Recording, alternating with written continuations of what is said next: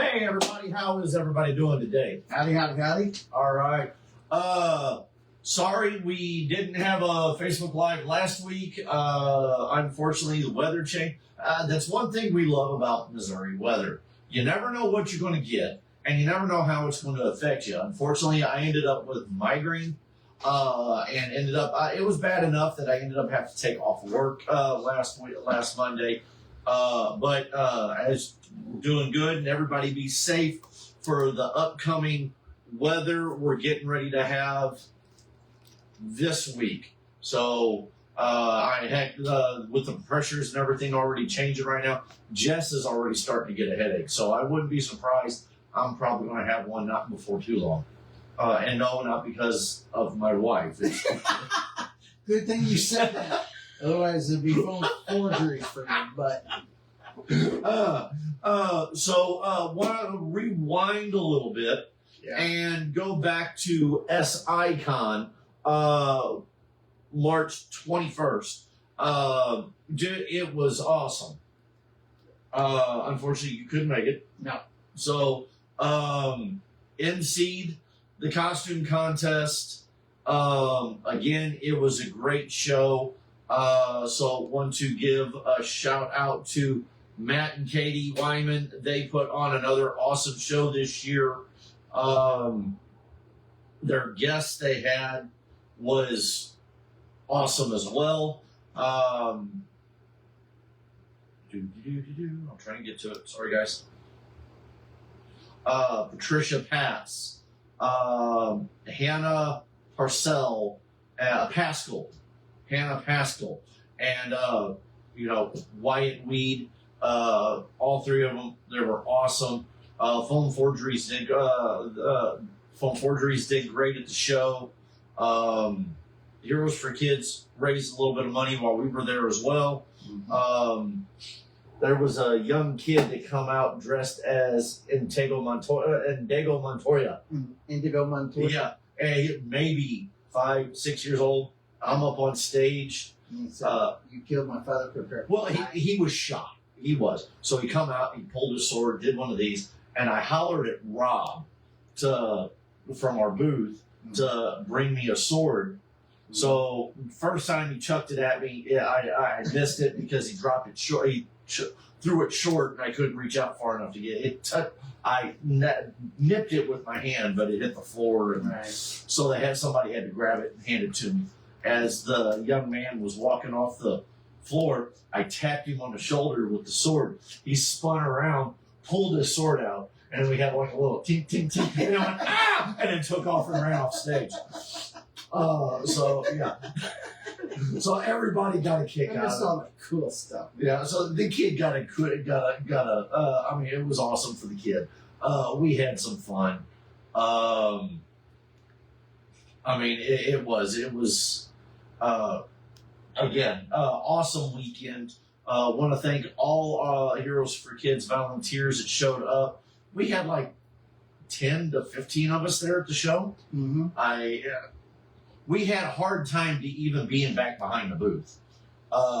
We had to rotate out so that I mean, but it was it was good. Everybody had a blast. So I'm glad everybody got to see. I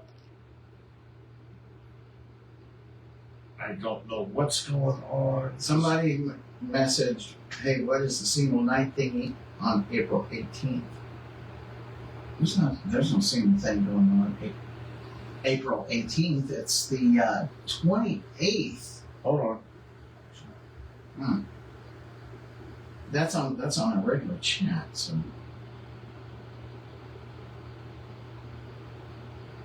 Oh yes. Oh, that's Cape Con and Anime Con. Okay, Yes. single night thingy since we're through now. Okay. So yeah. Well, sorry, we got chat. We got the chat going. Yeah, we've got a lot of stuff coming on. Hey guys, jump on the chat instead of throwing it in the chat, and we'll tell you what's going on. Also as well. Okay. So next weekend is Easter weekend. So everybody, please be safe, have fun with your families, enjoy your family get-togethers, regardless of who and how you celebrate it. It's I love to have some fun with that. Then on, I think the following weekend of that, we will be doing some networking at MissouriCon, checking MissouriCon out. Thank you. Which is the 4/11 and 4/12. Well, one of the 2 days we'll be there. Then we have April 18th and 19th. We have 2 events on April 18th and 19th. We have SalukiCon. SalukiCon. It will be at the Carbondale, I believe it's the Performing Arts Building. They have, Nate Powell will be there. Let's see. He is a national book award-winning cartoonist and who began publishing comics as an Arkansas teenager in 1992. So check him out. That is Nate Powell. We have Clara McNulty. I'm hoping I pronounced that last name right. She is best known for her 5-season run of Chantel with Bardo on the cult hit Search Party. Film credits include SXSW, Grand Jury, prize winner, the way he's got that wrote on there, it is, Men Don't Whisper, and The Connors, Night Court, Loot, Plantonics, and the upcoming Maximum Pleasure Guaranteed. What's on there? Mm-hmm. We have artist and artist painter Brad Moore, comic creator, artist, author Cameron Johnson, who has worked on Star Wars, many Marvel projects, Spider-Man, DC, Upper Deck, Star Wars, Tops, IDW, as in Teenage Mutant Ninja Turtles, Godzilla, 30 Days and Nights, Thundercats, Terminator, G.I. Joe. No relation. No. Ian Johnson, Johnston. Okay. Will be co-wrote with Jimmy Z, who will also be there. And Jimmy Z is known for The Tick. So his work on The Tick. So, and Micronauts. Then there is Zach Atkinson. Will also be there as well. He was a colorist for DC, IDW, and Boom, and many, many others. So that is April 8th or April 18th. What? April 19th or 18th and 19th. Sorry, at the Saluki. I believe it is the Performing Arts. Pull up their website, get the address, all the ticket prices, and everything. And they also have a special guest cosplayer. May Stardust will be there as well. So that is in 3 weeks. So we have the 18th and 19th of April, and then we also have on April 18th and 19th is Cape Anime Con. Cape Anime Con. Here you go. I pulled it up. Little Cape No. Animicon. There is Cape Animicon. Go ahead and read off those. Yes. Okay, first one that we got here is Alessandro Giuliani. I recognize that guy. That guy played Emil Hamilton in Smallville. And also Brainiac, if I'm not mistaken, at one point. He might have. I don't know. But I definitely recognize him as Emil Hamilton. Yes. In Smallville. And then we've got Brad Swale, Brian Drummond, Ian James Corlett, and Shannon Chan Kent. So Go on to, let's see. Let's see what we got on him. Yeah, that's definitely. Okay, he's presently making his living as an actor, voice actor, singer, composer, and sound designer. He once commanded the Battlestar Galactica for 27 minutes. He frequently lends his voice to the animated programs that your kids and grandkids and socially awkward uncles currently binge. He was born in Montreal before moving to Vancouver, where he resides to this day. Let's see. Okay, He was in. There you go. He's been in The Man of Steel, Casper, Theory, War for the Planet of the Apes, Watchmen. He's also been in Smallville, Virginia River, Animal Control. Lupe Q and the Galactic Earworms, Lego Dream Percy Seed, Jackson and the Olympians. Windows to the Soul, Ninjago, Dragon's Rising. He's been in a lot of stuff. Chicken Potato, Yeah, that's Devil in just, Ohio. Yeah, he's been in a lot of stuff. that's just a Character few. actor. Yes. Then we have Brad Swirl. Here we go. Which was My Little Ponytails. He was a voice actor. Let's see. He's done Resident Evil 4. My Tales from Borderlands. Marvel Battle World. Beyblade Burst, Barbie Video Game Hero.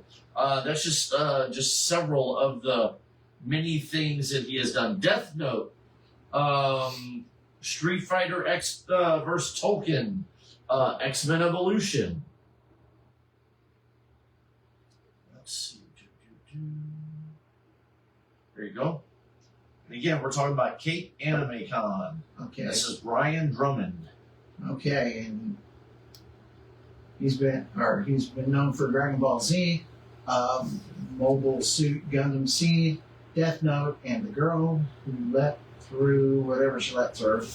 Let's see, Ninjago Dragon's Rising, Lego Ninjago, Crossroads Crosstalk, Lego Dream Z, Dr. Seuss's Red Fish, Blue Fish, Cocomelon Lane, Polly Pocket, Super Team Canada, King Zoo, Amazing Adventures of Zoo, Young George series, The Dragon Prince, The Bravest Knight, Excuse me. Sunburnt Unicorn, MAShed, and what is it? Epic Career Quest. Yeah, and many more. Again, we're let's see. Then we have James Kohler, if it'll give it to me. Let's see. We have Dragon Ball Z, Sausage Party, Beast Wars Transformer, Sabrina the Secrets of a Witch, Teenage Witch, Bad Guys Breaking In, Dr. Seuss, Marvel Mystic Mayhem. He was in Super Team Canada, Devil May Cry, Game of Thrones, Marvel Rivals. Let's see, who did he voice in Marvel? Mr. Fantastic. Yes. Wow. And I'm currently playing as him. How did you know that? Because she's I currently play it every playing day. Oh, okay. Then we have Shannon Chin Kent.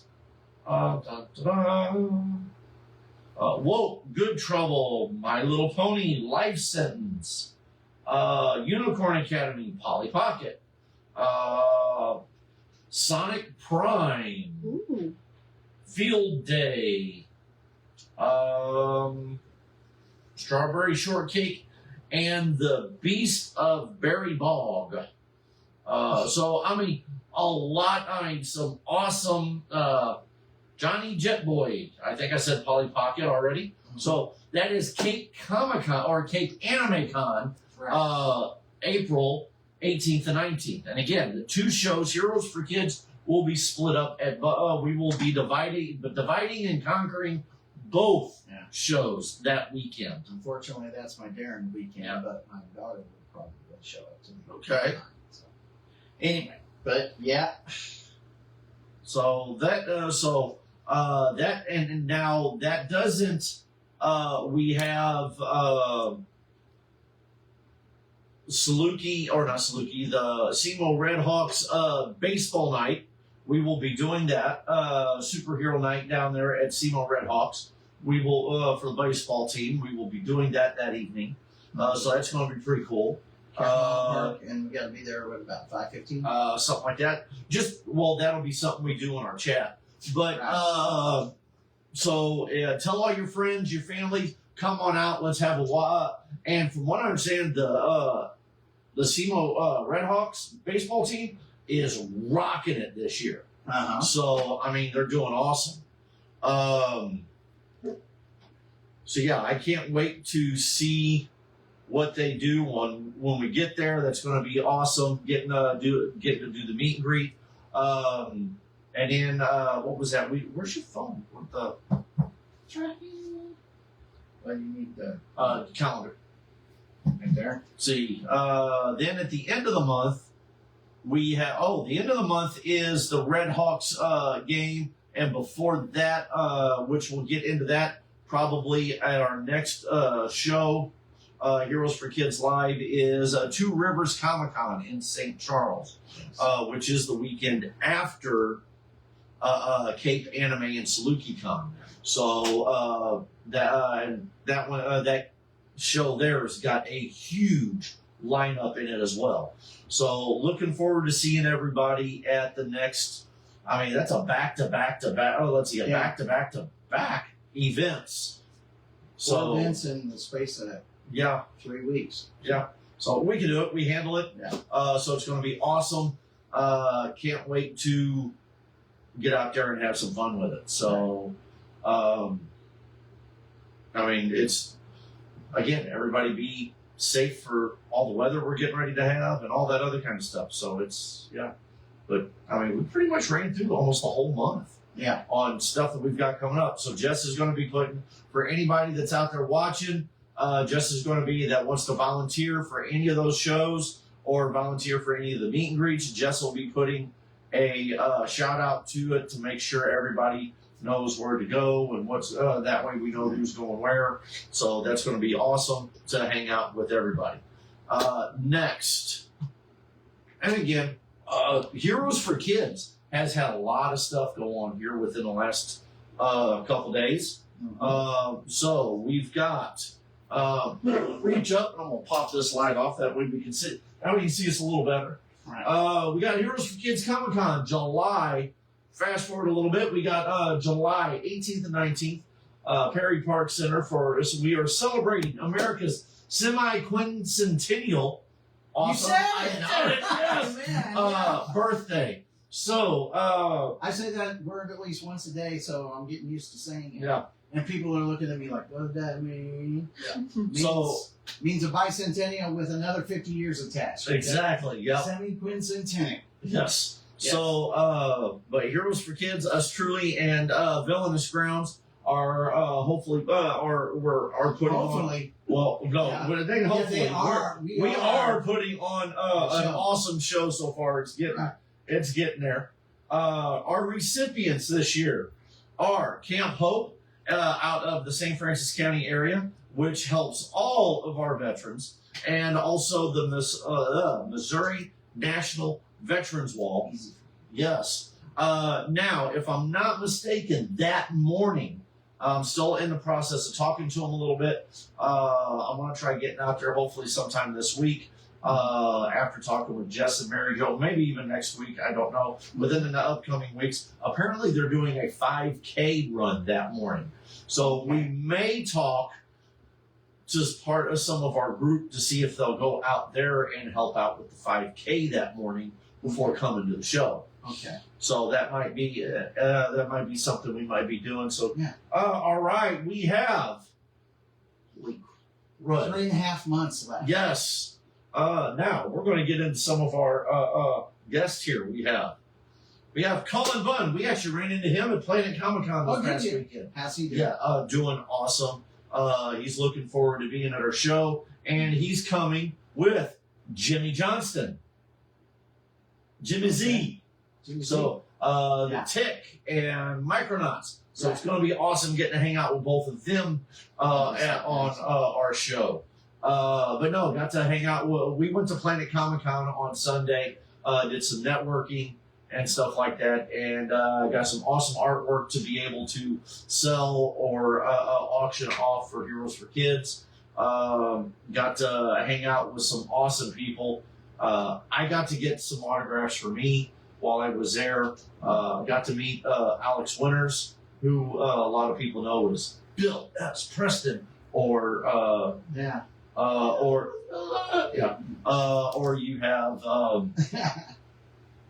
or he was one of the vampires in Lost Boys, which is that's a vampire movie. Right. Got to meet Lou Diamond Phillips, who was in one of my favorite Western style movies, Young Guns. He was Chavez. Mm-hmm. He also did La Bamba, and several quite Larimore, he was in it as well, and a lot of other things. So getting to meet Lou Diamond Phillips, and he even remembered us from the first time we met him. Just showed him the picture. He donated a piece to Heroes for Kids a while back, and just showed him the picture, and then it was like click. He remembered who we were, and I mean, stepped out and gave Jess and I a hug, and it was pretty cool. Then the big one that I got to meet was Ernie Hudson. That was an officer. For a lot of people don't know, I am a huge Crow fan. I do cosplaying on occasions, and I got to meet Ernie Hudson, who played Officer Albright in the movie, and got his autograph. Got to talk to him for a little bit. That was pretty cool.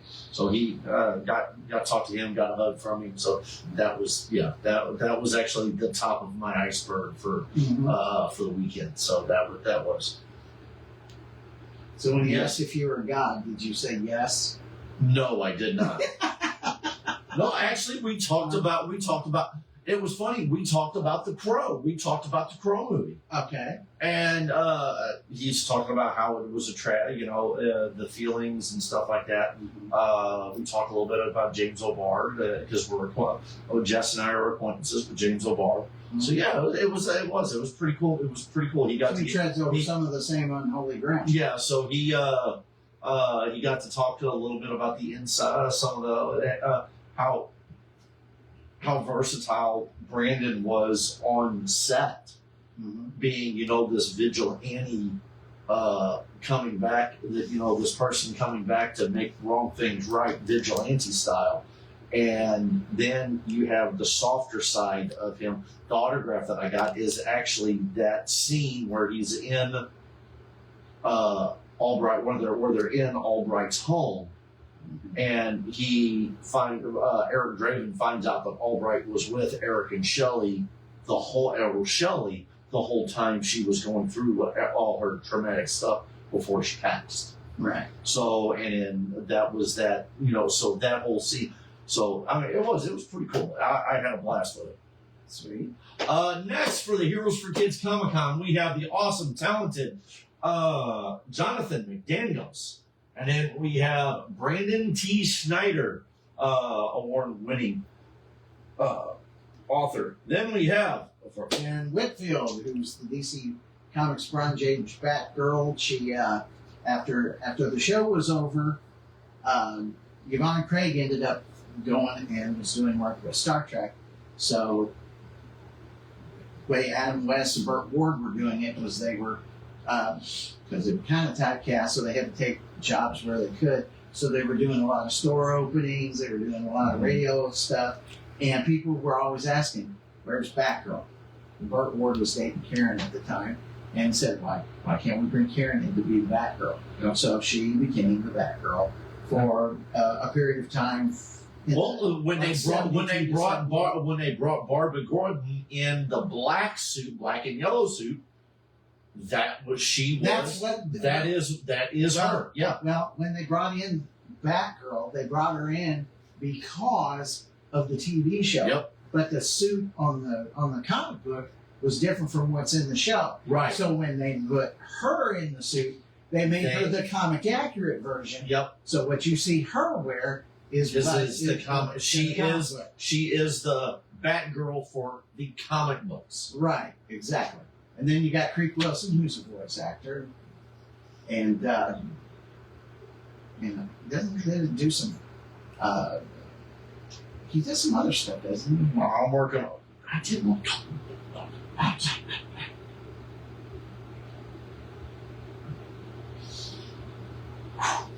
There you go. Okay, let's see. There what you it go. goes. Okay, let's see. Yeah. Okay, he's raised in a small town of Jasper, Alabama, and he was chasing a career in country music.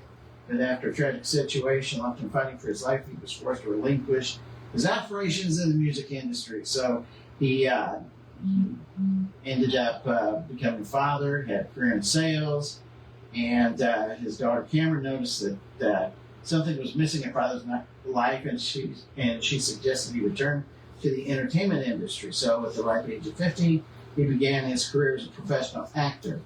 So he's been in such things as the Super Bowl commercial of 2017, Red Dead Redemption 2 in 2018, Wounds, MA, Pure Flix, Sons of Thunder, The Wilderness Road, Netflix, We Have a Ghost, Twisted Metal Gunner, and a whole bunch of other stuff. So that's Also, he's the Mariner in Disney's. In what is it? My phone. I don't that's know. probably my phone. He's also in Disney's A Haunted Mansion, from with the newer one. So Right. yeah. Right. So going to be awesome getting to hang out with all of our cast for Heroes for Kids Comic-Con. Okay. Let's see.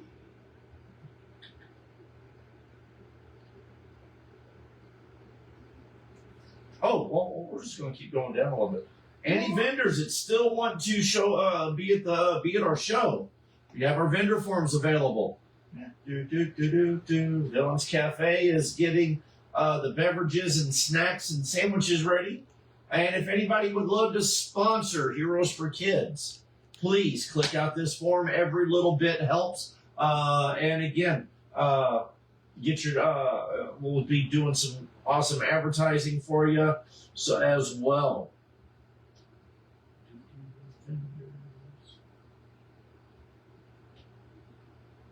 Maybe. Okay, let's see. We've got Podig's paintings. And for the artists, and for the authors, we've got Books and Crafts by Justice. Now, again, there's going to be a few of them we've got in. We just haven't gotten everything taken care of. So this is updating. So check it every once in a while just to make check sure it every day. So, Boot Hill Bat. So general vendors, we have Boot Hill Bat Fan, Celestia's Art, Chelsea Quinn Cosplay, Colonel Ambush Jewelry, of course, Crystal Lizard, Phone Forgeries. That's Heroes for Kids. House of Collectibles 1611, Independent Fiction Comics, Excuse me. JN 3D prints. We have Low Cool, Little Black Cat Company, Quilted Mother CR Printing, Image coming soon. And Villain Springs. Oh, you got one more down there. Villain Springs. And Raymond Santa Parker, Funko Pops. Funko Pops, yes. Santa. So we've got, again, there's a lot of stuff going on. We've got a lot of things going on when it comes to the show. So again, I know just within the last week, we've gotten several more vendor applications. We're getting all that taken care of so we can get you guys posted on our website. So look forward to seeing more of our vendors added to our website as well. And again, this is July 18th and 19th, Perry Park Center here in Perryville. Tickets are available. Holy cow! Wednesday. Yes. Tickets are on sale And Wednesday. that's not an April Fool's That joke. is not. Yeah. Absolutely happening. Right. April Okay. 1st, our tickets go on sale. Now, we may decide to we're in talks with a few people as well to possibly even do pop-up stores for some discounted tickets as well. So get on here. The tickets are on here. So prices and everything will be on here January 1st, or not January 1st, on April 1st. See, look at that. I'm already going back in time. Yeah. They will be on here at April 1st. And again, that is no joke. April 1st, Heroes for Kids, Comic-Con, tickets go on sale. So look forward to seeing people at the show. Yes. So again, that, this year, I'll flip a little off, this year in movies, holy cow. Mhm. War Machine with Alan Ritchson, awesome movie. With Chris Pine or Chris, not Chris, the other Star-Lord, Pratt. Chris Pratt. Mercy, awesome movie. I mean, and that's non-superhero-ish movies. Speaking of Predator Badlands, if you get a chance, watch it. It's hilarious. It's funny. A lot of action. A lot of oh my god moments. Good. We got He-Man coming out this year. right. X-Men 97.2 or season 2. Yeah. Avengers. We got more Avengers stuff coming out. Superman is starting to film this year. Man of Tomorrow. Batman is somewhere in limbo, and I would love to see something with the Wildcats and Grifter out there. A little bit of my collection out here. Now, as you notice, we're not going to say anything about Batman, but his toys are bigger. Then don't. Then don't say anything. I mean, about all the figures except for Batman are these tall. Yeah. Are all large, and Right. Batman's this ittle bitty dude. I mean, but his car is massive. Yes. So we're still. Yeah. What What are you trying to say there, Lonnie? I'm not saying anything. Anyway, speaking of Alan Richardson, okay, you heard about his little brouhaha a few. It's all done. It's all over with. Right. He didn't press charges on the other guy. And the other guy didn't press charges on him. And see this is the thing, and this is where I go. Not to get all into all the crap, Legalities. not legalities, but all the crap out that goes on out in the world.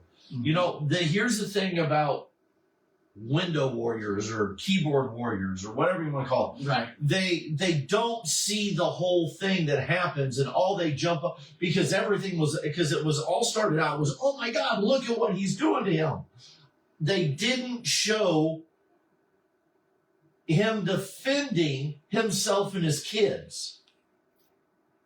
What, the guy that... No, Alan Richardson. Oh, okay. Okay, the guy came out and assaulted Richardson, Well, Richardson had a GoPro on his helmet. and everything was on. And everything right. was recorded. And that's what basically saved him. Because the guy ran out into the road and pushed him and knocked him off his bike. Right.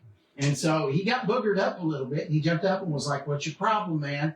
And then he tried leaving again because he didn't want to have anything. Right. And then pushed him off the bike again. Right. And that's when the tussle was on. Yeah. And so now the guy is saying that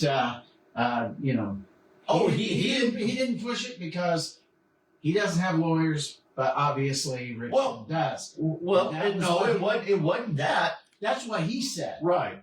But with all the evidence that came, because again, all anybody saw was what happened on what all first came out Right. was somebody's video off of a cell phone.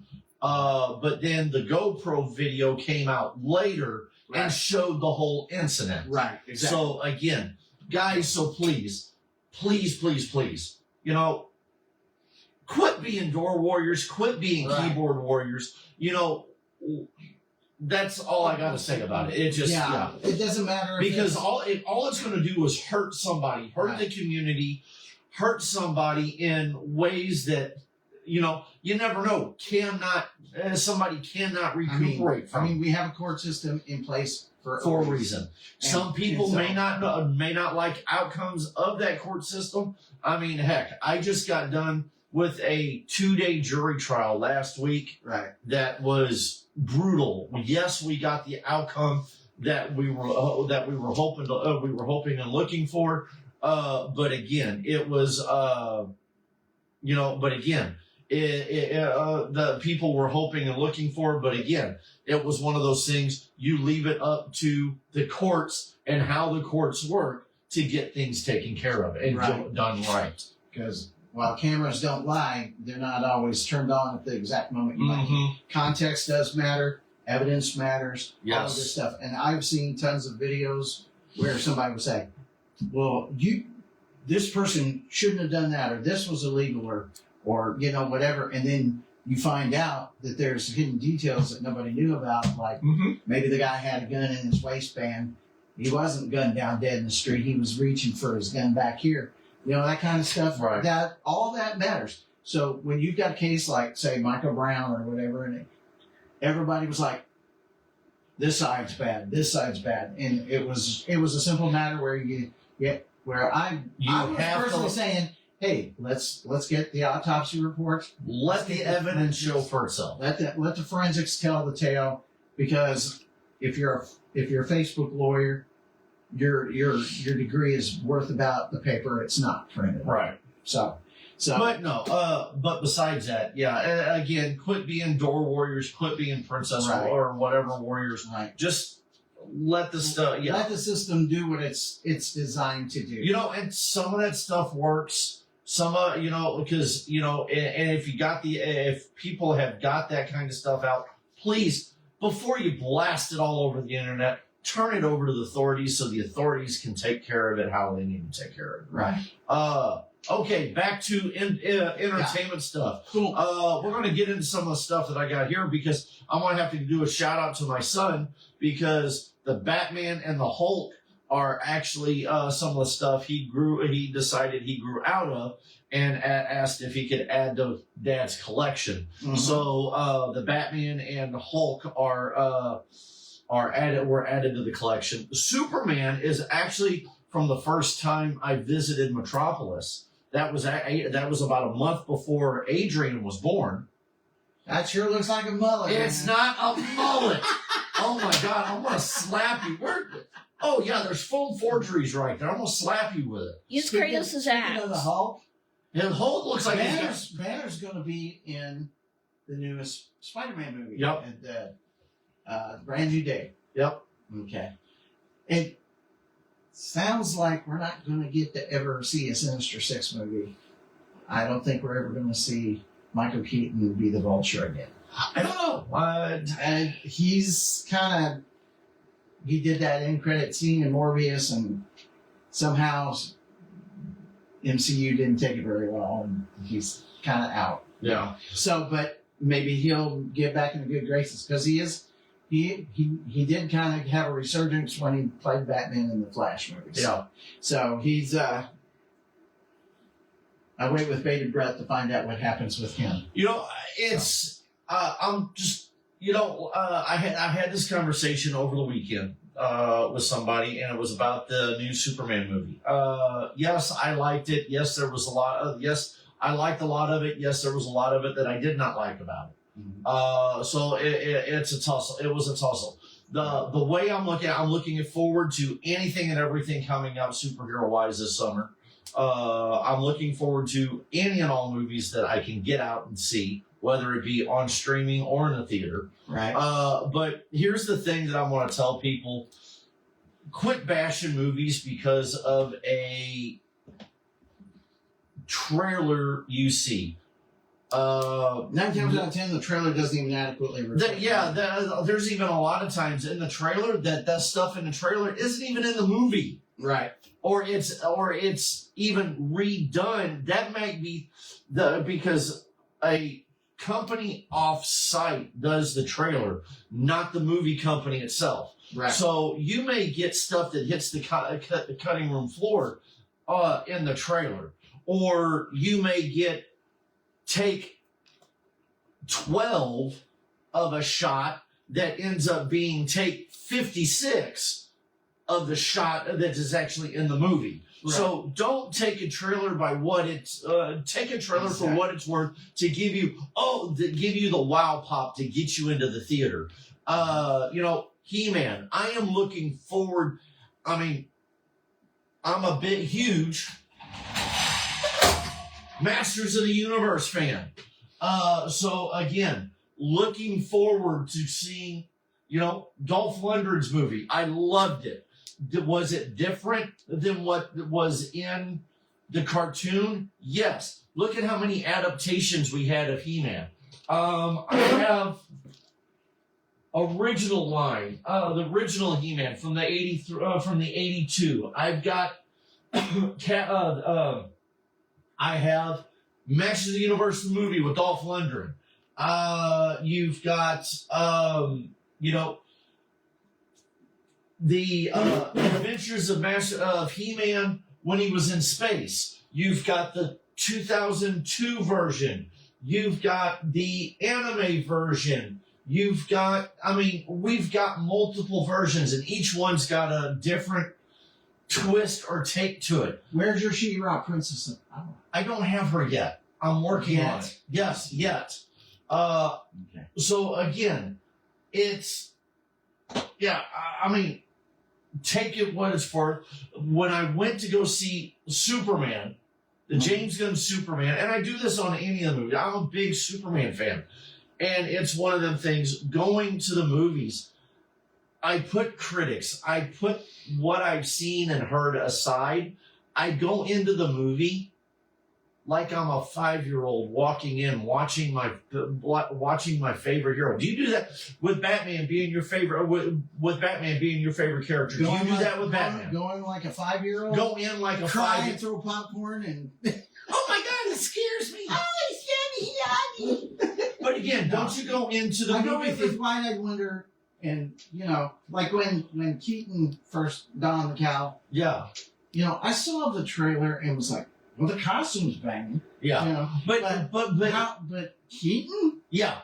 So then when I watched it, then I was like, whoa, he actually knocked it out of the park. So, yeah.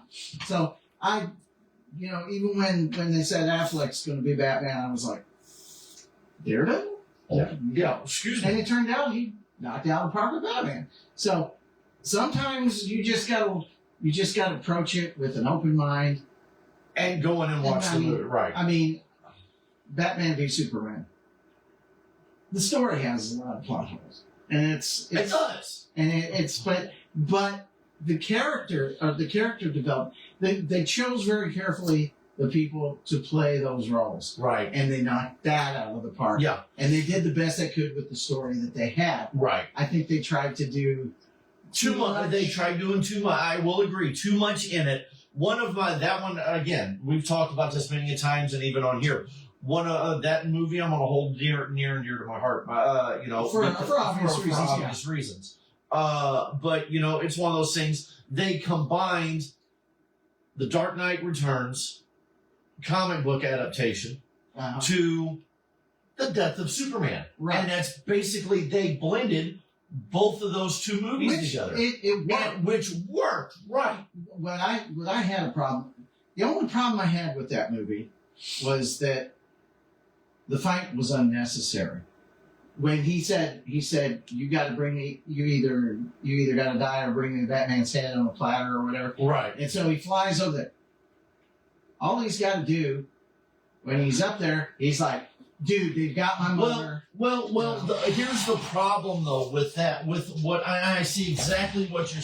You see where I'm going. I see exactly where you're going with it. But here's the problem with that though. Right. Before that, when when you have Batman run into Superman with the Batmobile, and you have the don't show your light out again, don't show up if your light goes. And that whole ordeal. Okay, now in the defense of Snyder, the next meeting between them two is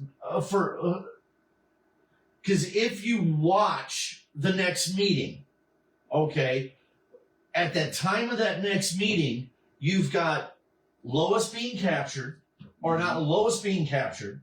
You have Martha Kent being captured. Right. You have Batman working vigilant on finding a way to stop Superman, because the last encounter they have is Superman ripping the crap out of the Batmobile.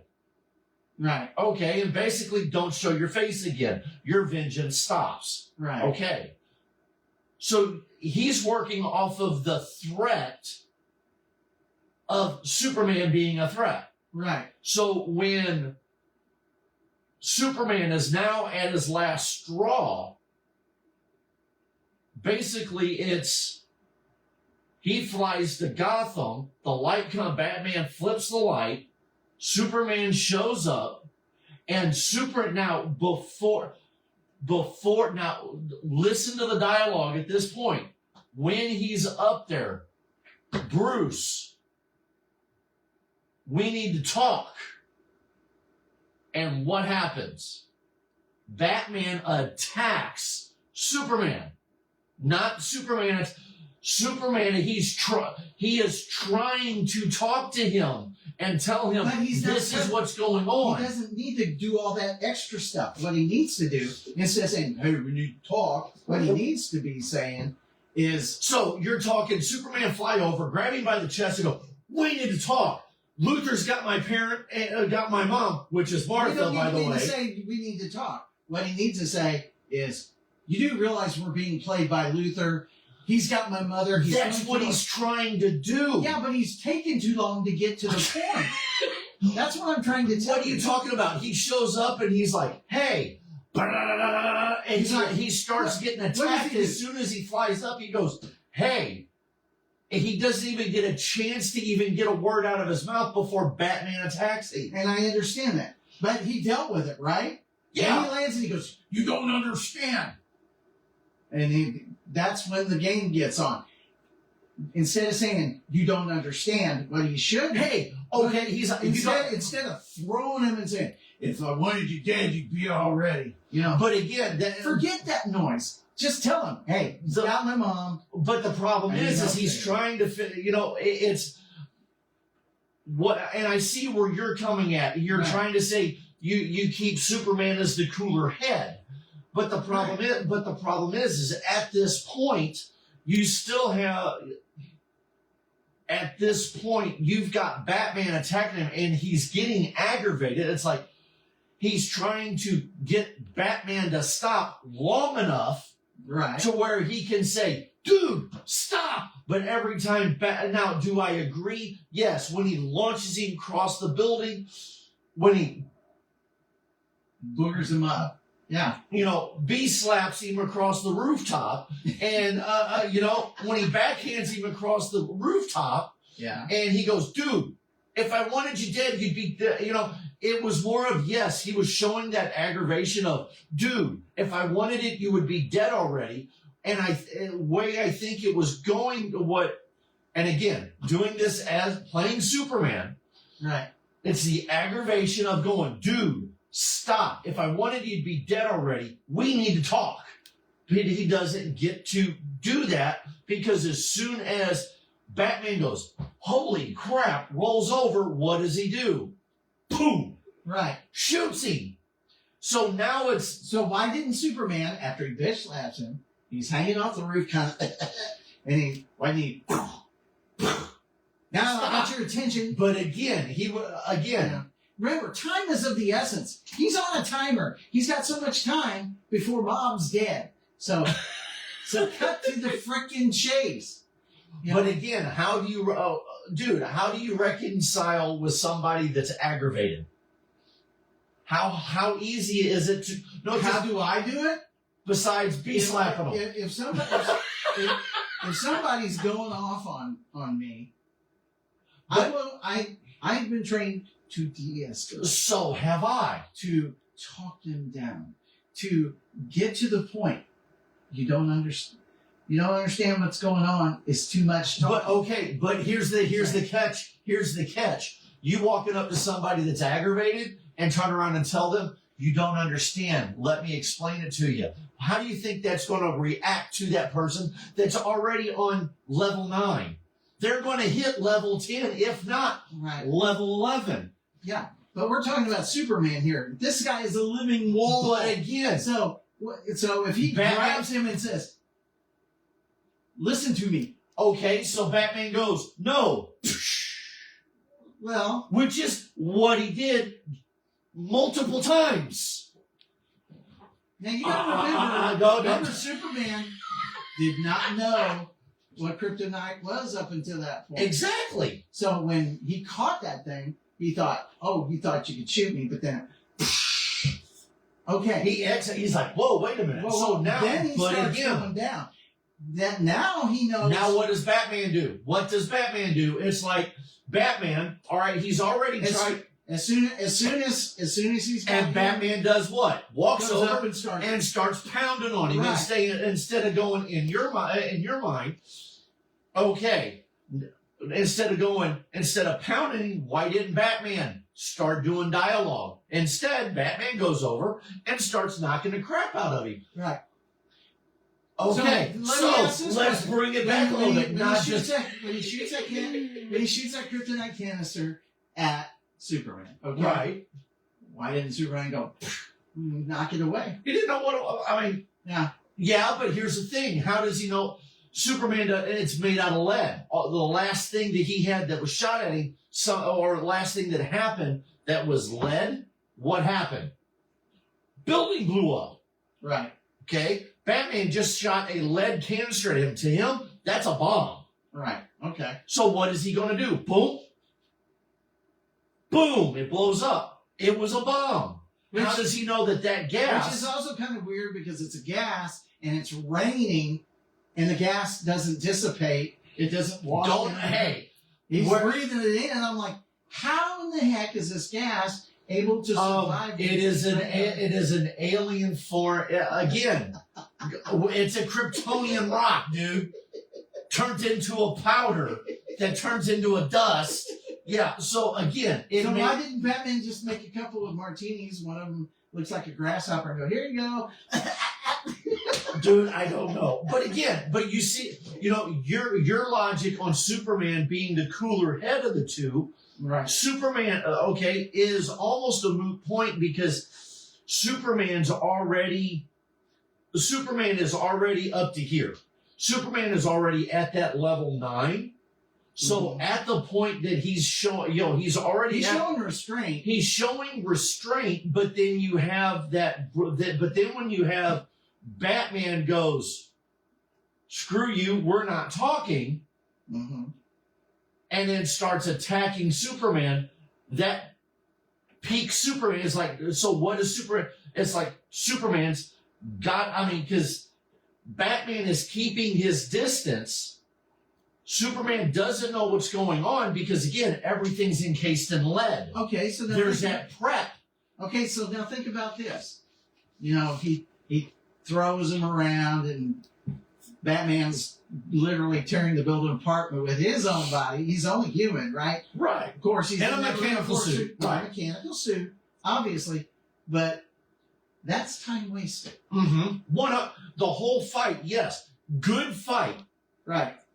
Good fight. I mean, yeah, but again, it's one of them things, us looking at comic books, though, again, that's like in the animated series, Batman the animated series, when Batman and Superman first meet in the animated series. They literally, Batman's beating the crap out of somebody. Superman walks over, puts his hand on his shoulder, and Batman flings Superman. Right. You know, and it's he wasn't expecting it. Right. That's why he was successful. And well, that's not. And Superman even says that's not going to happen again, Bruce. Right. What? You know, and it's one of the things. And actually, Superman pops Batman across the room. Right. Because again, Batman does what? And even Superman stands up and goes, "Okay, that's not going to happen again." Right. Batman attacks Superman, and Superman bats him across the room. All right, Bruce, stop. Well, now here's the other thing, though. That there was also a method to Batman's madness, because what did he do? While he was getting swat across the room, he grabbed the cape and put a tracker on it so he could figure out who Superman was. Which makes you wonder, how come Superman didn't realize there was a tracker on there? Because he didn't feel it? Because he didn't feel it. I mean, that's understandable. Okay. I mean, when you got a cape going, I mean, come on. I mean, when you're sashaying, well, Batman does it better. Come on. No, he does. He doesn't sashay. He swirls. So, yeah. I mean, there's tons of times when I'm watching movies, I'm like, you know, why didn't they do Lex this? Luthor and Superman 2. Why didn't he go down into the sewers and get that kryptonite? Right, we talked about this last time. Yeah. Today, take it against the trio, Zod trio. You know, but again, and we come up with a solution on that one. Right. Again, he was not watching Tessmacher. Right. Okay. Seeing what happened to it. Now, I they don't were together in the second movie, so he could have very well said, right. What did you do? I threw it. But she didn't know where it went. Right. Because she's in the pool. But Luthor is the greatest criminal mind of our age. You figure out, man, don't tell me it fell out there. The only thing that, and send Otis after her. Yeah. The only thing that you could probably pull out of that is the fact that he would have cameras all over his compound in right. there. So that would have been the only way he would have known, because again, when and yes, they had cameras back in '77. Yes, so only way, because again, and you never know, with that being the pool, that is Luthor's private area, right? But again, he's watching Superman drown. But here's another thing. We'll go to this route. Okay? When she jumps in to save him, Luthor's watching everything. When she sees him pull him up out of the water, why isn't Luthor there? Right. You know, why isn't he walking back into the pool area and yanking Tessmacher out of the pool and kicking Superman back into the water? Probably because he was so busy gloating over the fact that he's launched 2 missiles, one to head to Hoboken. But he's in front of his control panel where all the cameras are with. But he only has 2 eyeballs. See, so maybe it slipped through. I mean, yeah, that's you find plot holes in all. So do I think he has a camera in the air? You know, he has to have a camera in the pool area, or at least right there in the pool, so he can be watching Superman. Right. The only way that you can say that he's not, that he didn't have the kryptonite was there was not, when she threw it, it went into an area where that sewer drain's at that was not on camera. That is the only, but again, still, I mean, he's going to go, there's a sewer drain. We're talking about a guy that when Superman and then flamethrowers, right? That's the TV version. He had cameras on him the whole time, watching all this stuff, and knew he was coming, and he was like, take the man's cape, you know. He had cameras. He knew when that cop was trying to break in, so that he could push him out in front of the train. So so it would stand to reason that if he knew that Superman was going to show up in his house, the only way he would have cameras. Yeah, the only way that would have ever had, you know, the only plot twist I can think on that is the fact with the sewer system being the way you figure it is, he probably couldn't find it. Because right after that happens, they're doing their stuff. So I think... But Luther is a rich guy, so I would think if he came up with one bit of kryptonite, if he was smart, when he got the kryptonite, he would have broke off a little pieces here and there so that in case he lost one, he could have a backup plan. Yeah. Like what we saw in Superman Returns. Because frankly, if I knew that there was 3 guys and they were just like Superman, I'd be tearing the planet apart to try and find. But the thing is he did. Yeah, I'd be tearing up the planet, and that's probably what we see. That's probably what we don't get to see. When Luther, and here I think this is where they were going. I think this is where Richard Donner was going with this. Is we have the 3 show up. Mm-hmm. Luther, one of 2 things. Thinks, ooh, here's my meal ticket to take out Superman. There's 3 baddies here, and I can manipulate this to my advantage. Let me go find my kryptonite. Right. Okay. So off camera is the adventures of Luther trying to find the sewer rock. Mm-hmm. Because that is the only piece in existing at that time. So maybe that is what's going on at that time, that you have the Sinister 3 coming to and tearing down the White House and all that. Then Luther going, crap, I can't find it. Or it's completely smithered or whatever. He's... so he figures he's going to schmooze him. He schmoozes because there's at times, again, if you notice, even in the White House, it's like, whoa, whoa, whoa, whoa, whoa. I can give you this. I can give... He tends to... He's on that verge of getting pretty much his neck snapped.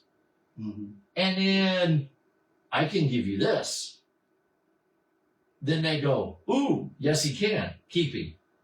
Right. So what happens next? So in Zod's mind, being Kryptonian, in Zod's mind, he is now an asset to... Right.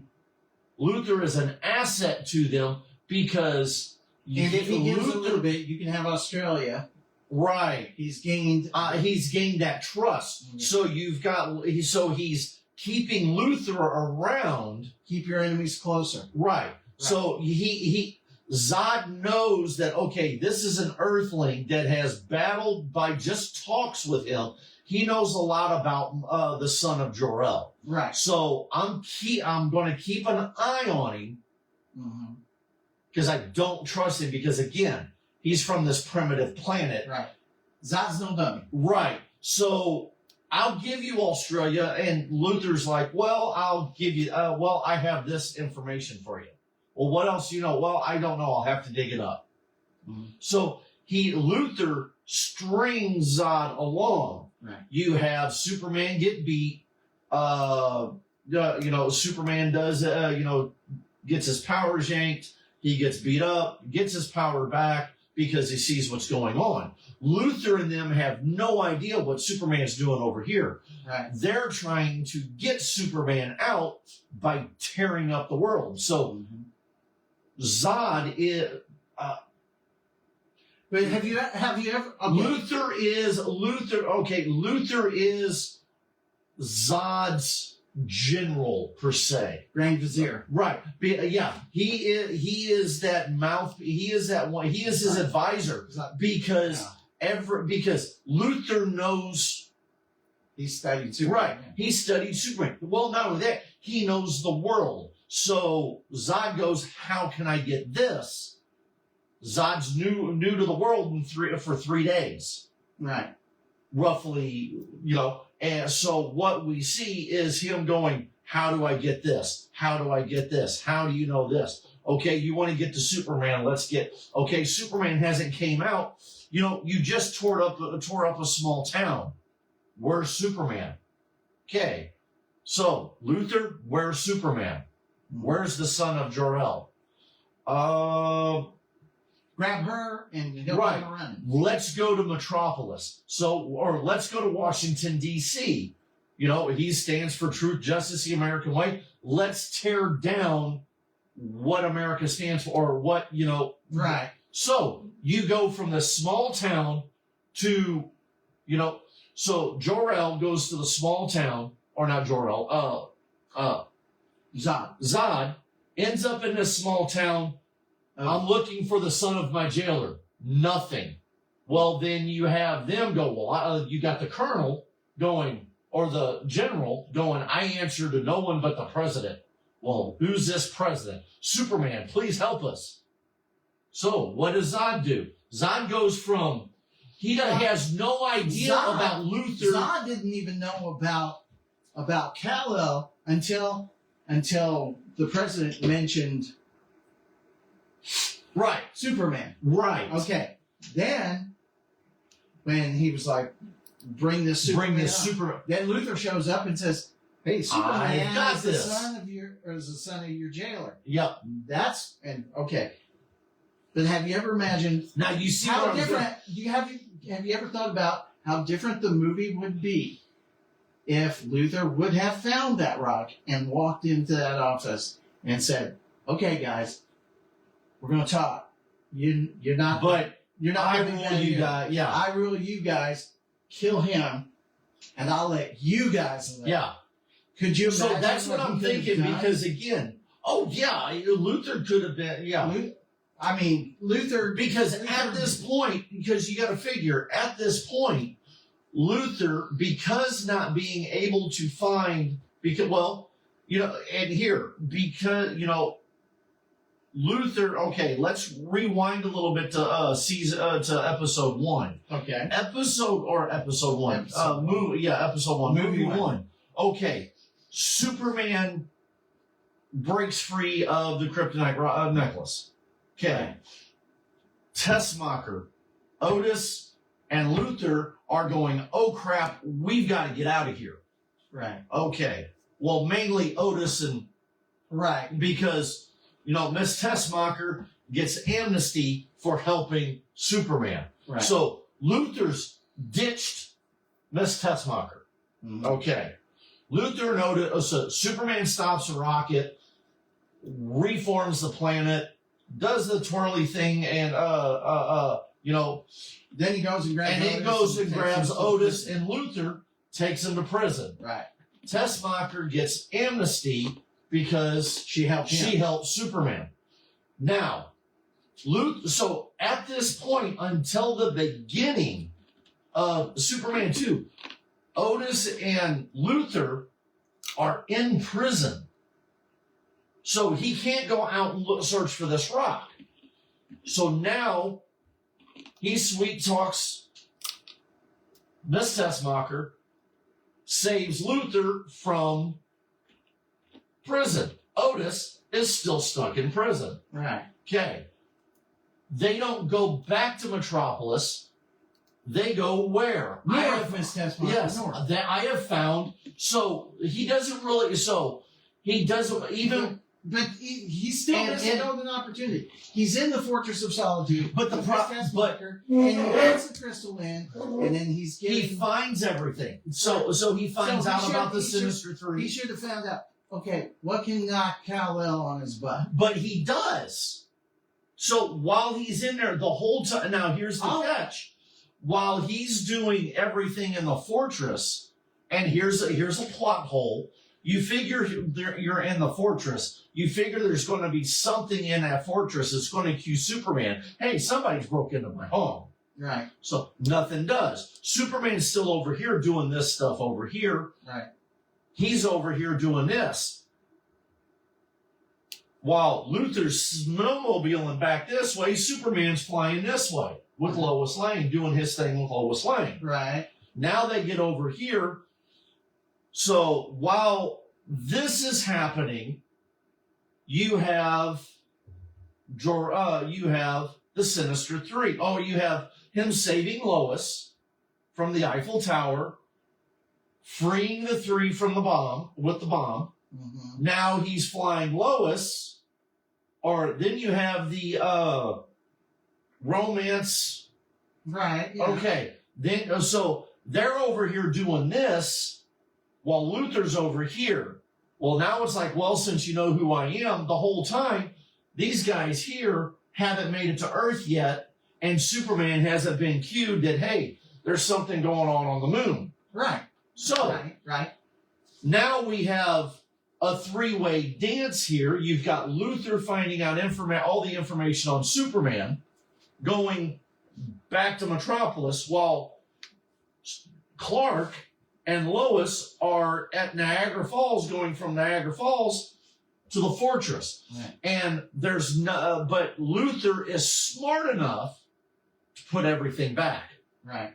So when Superman shows up, nothing's But disturbed. Luther does something incredibly dumb. Okay.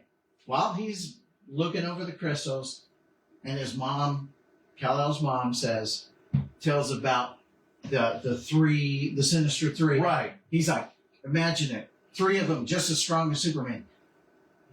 That's where he leaves it. He doesn't say. Well, in his mind, he's going, I can use this. Yeah, but he's lacking vision. He needs to, if he's going to. No, take down I Superman, don't think he is, because I think he is. Though. I think where we're going with this is I don't think he's lacking the vision.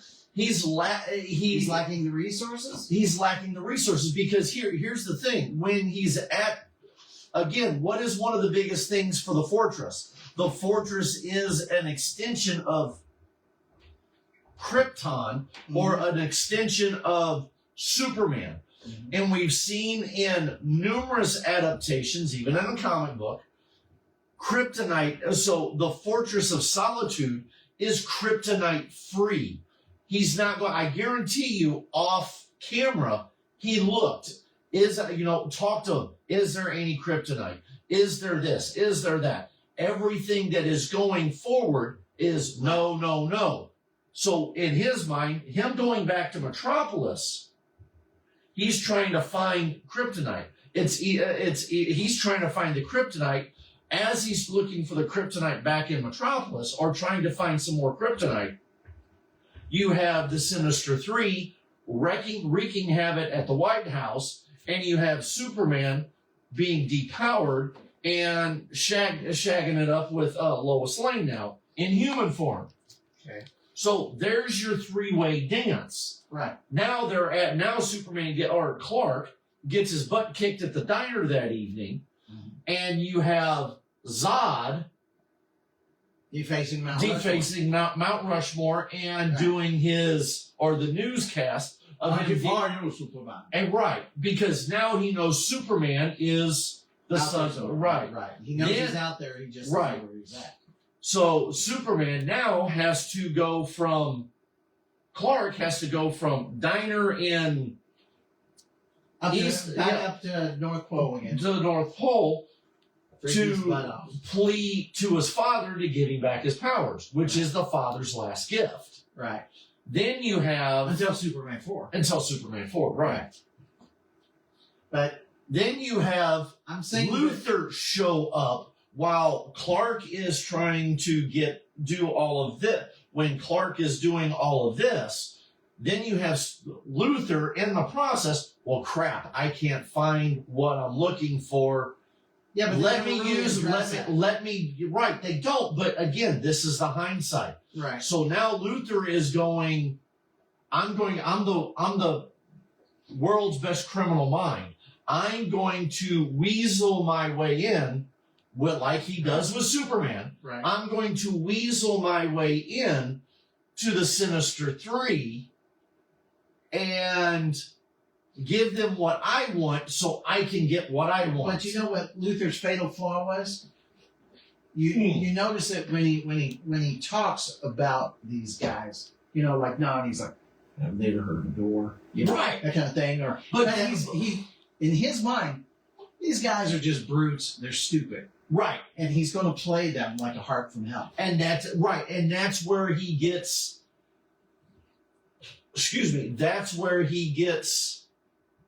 And he's smart enough to stay one step ahead when they start going, okay, your usefulness is done. Kill him. Not wait, I got this. He gives them just enough information to keep him alive. to keep himself alive. Right. Because then it doesn't. Then again, what happened? So I've got Superman's address. So now you get him to the Fortress of Solitude. Right. You have he knows everything about the fortress, or he thinks he knows everything about the fortress. Superman, knowing everything about the fortress, does the switcheroo. Right. What he thinks is, that's the chamber that takes his powers away.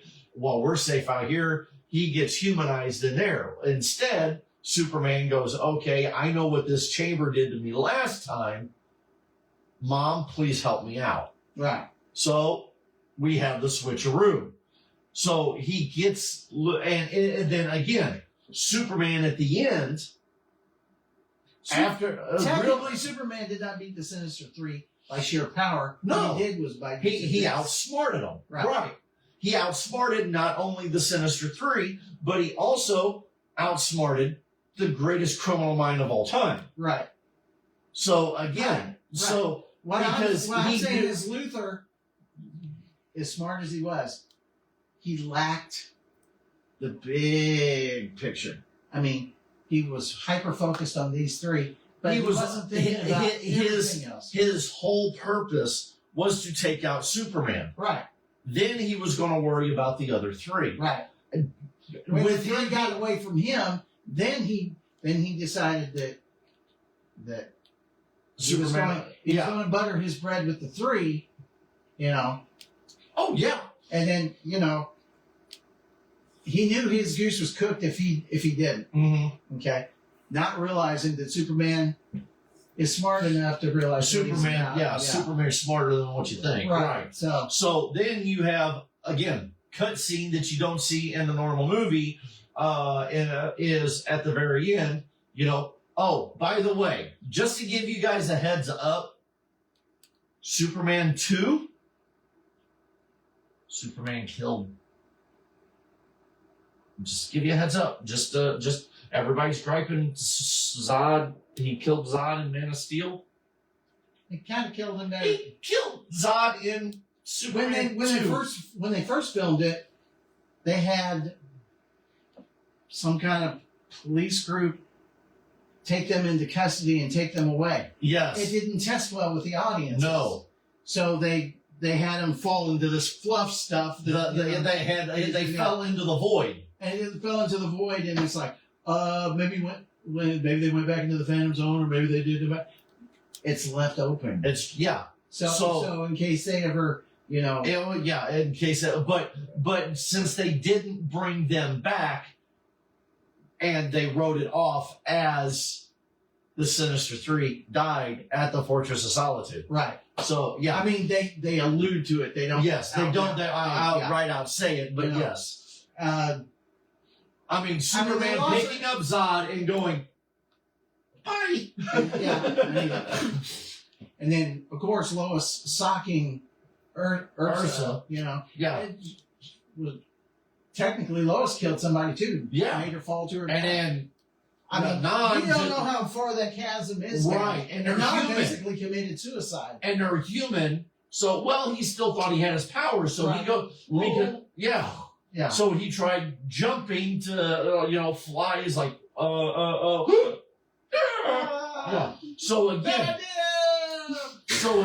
you had that. By all rights, the Sinister Three died in that movie. Right. So yeah, Lois punching Ursa, knocking her down to basically knocking her out, and then giving her the heave ho with the foot, kicking her in the gut, I think it was, and knocking her. I thought she punched her, and then she just no. I think she hits her. She gives her a right cross. I thought she gave her an uppercut in the chin, and no, I think she gives her a right cross. I'll have to rewatch.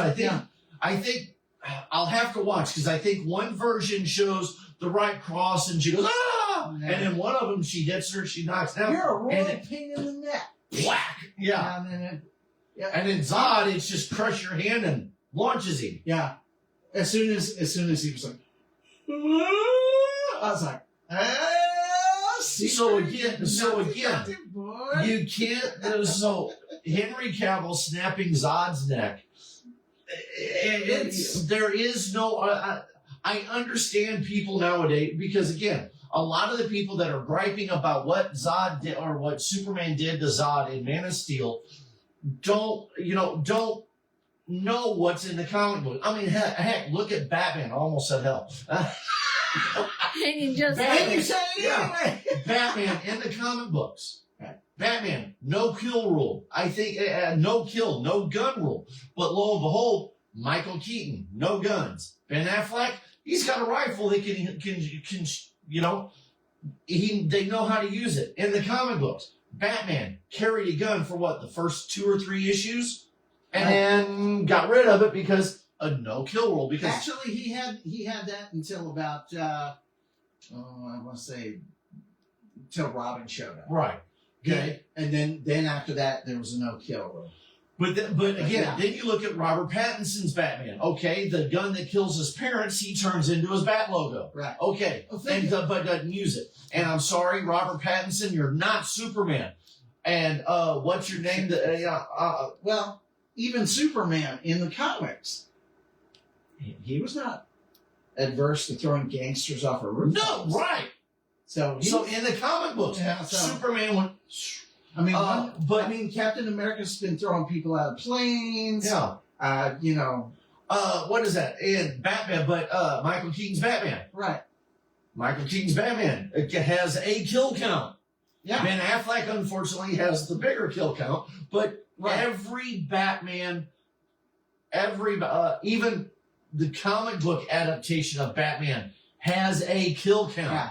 You know, it just, I mean, it's just not talked about. I mean, Kilmer's got a kill count. Clooney does.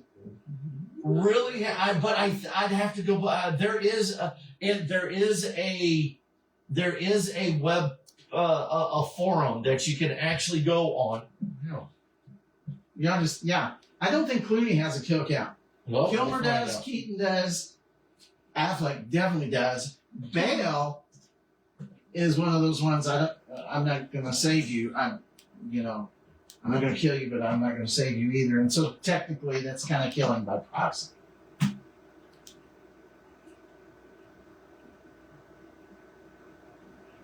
Okay, let's see. Again, this is AI overall. Mm-hmm. Okay, this is the first. This is, and it gives. Let's see. Batman's kill count varies significantly by media, with a widely cited estimated 45 plus deaths across his feature film history, while comic versions often uphold the strict no kill rule. Movie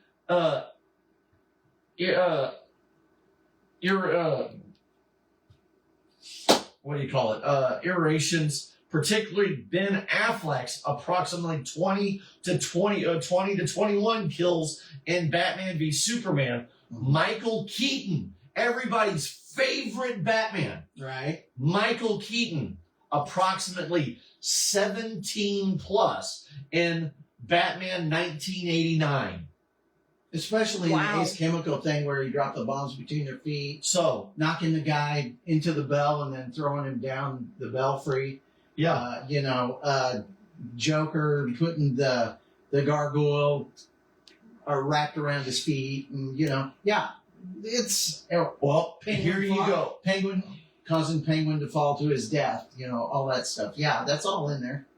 But Okay, well, here we go. We've got, it doesn't do, Kelmer or, I think we can agree that he throwing the coins up and Two-Face falls to his death.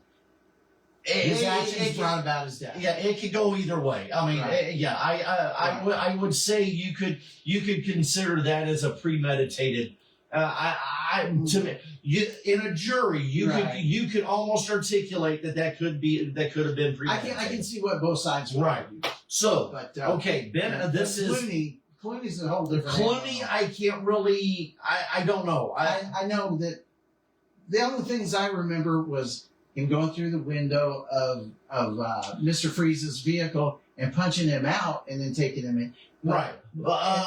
And beating up people, but as to when they froze everybody, and he unthawed. but he unthawed everybody. So I So don't that's not think really a Clooney death. may not have had. I don't think he's got a kill count. Okay, this one here. Here are estimated. Again, Okay. estimated Yes.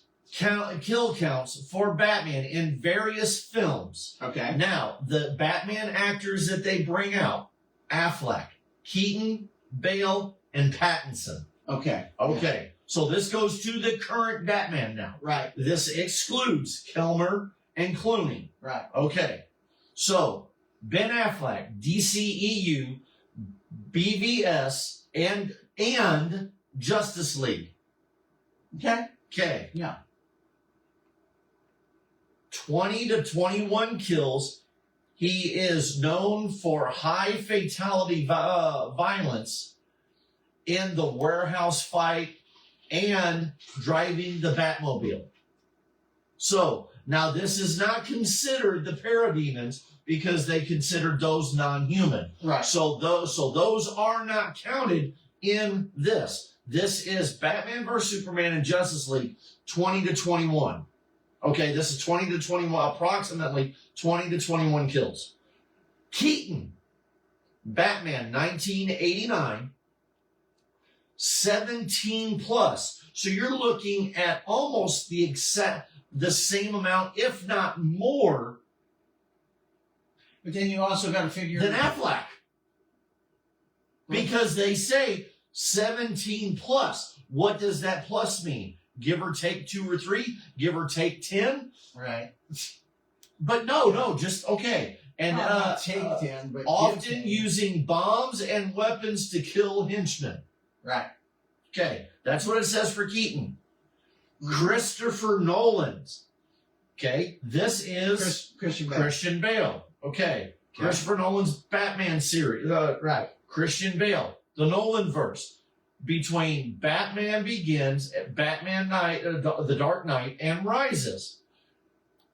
Generally lower, Batman Begin has 37 kills. 37. Done by And Batman. see, in current lists, through this includes criminals trapped in the train explosion. Okay. Okay, and The Dark Knight features a smaller number, including dog-related deaths Okay. How dare he? and the death of Like Harvey. when he threw the dogs over the river. Right, and the death of Harvey Dent. Right. Okay.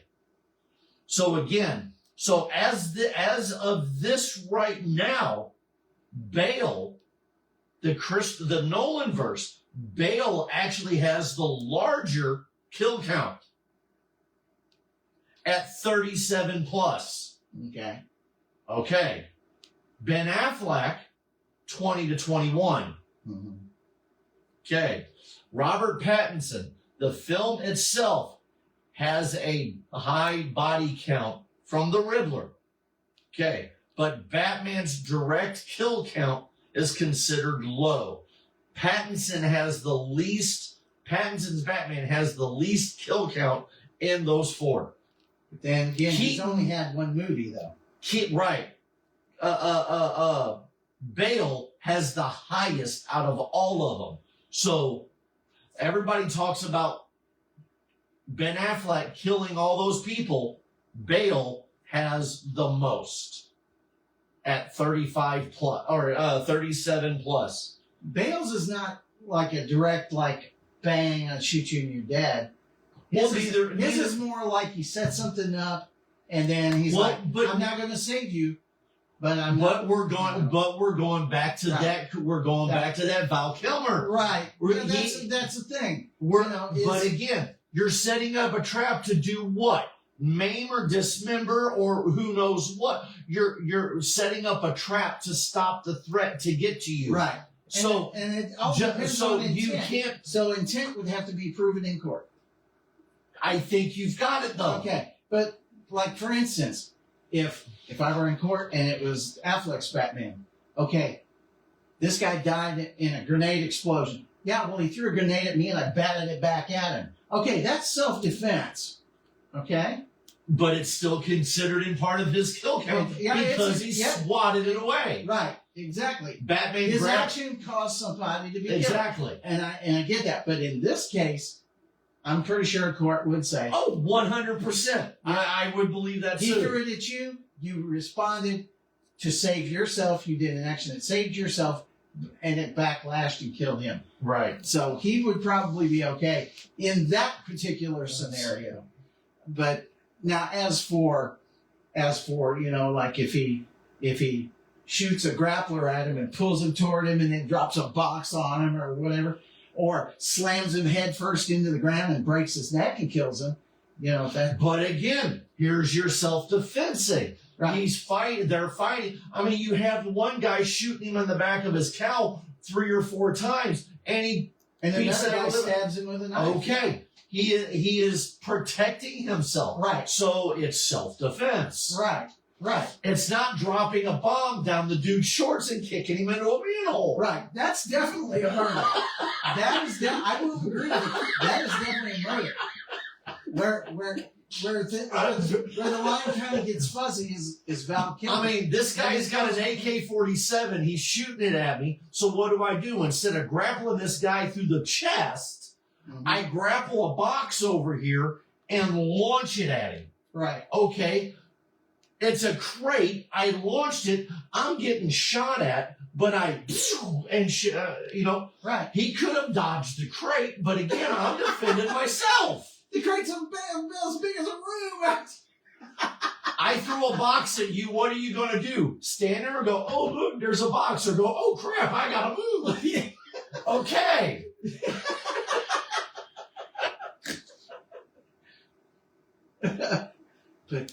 But like the train scene in Begins, okay? He's already beat the crap out of Raish. Okay. Right. Oh, here. Would that be considered a murder? Or by all rights, yes, because Batman, with all of Batman's, at that point, with all of Batman's, he's got everything in Wayne Tech. Lucius Fox at the helm to stop the train. Lucius was in it because Lucius was helping him. Lucius was in Batman Begins. He was helping. He's the one that painted the tumbler. Yeah, he's the one that gave him the tech. He was the one that gave him 90% of the tech in his own R&D department that he had no idea about. So you've got Batman, Lucius, and Commissioner Gordon. You have to. I would give the kill count of anybody on that train to all 3 of them. Because Batman could have stopped that train beforehand. Lucius could have shut down the railway. But instead, Gordon could have helped dismantle the train. Instead, he blew up the tracks and made it crash and explode. Right.